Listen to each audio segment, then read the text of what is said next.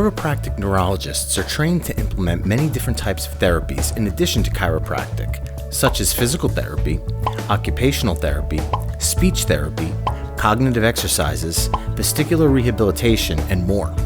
If someone has already tried each of those therapies, it's reasonable to wonder why they might experience a different outcome doing the same things. However, just like baking, there are many different recipes for rehabilitation. And like every good recipe, it requires more than one ingredient, or therapy, combined in different amounts at very specific points in time. Would you imagine that combining 1 pound of butter, 2 cups of icing, and 1 cup of flour, baking it for 2 hours, and then adding 3 eggs could result in a nice fluffy cake? Every condition, actually every person, needs a very different recipe to reach their health goals.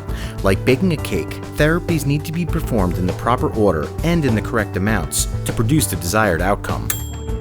The doctors at Plasticity Brain Centers utilize their sophisticated testing, decades of combined experience, as well as their unique therapeutic technology to create and deliver a rehabilitation recipe that will help you unleash your brain's potential.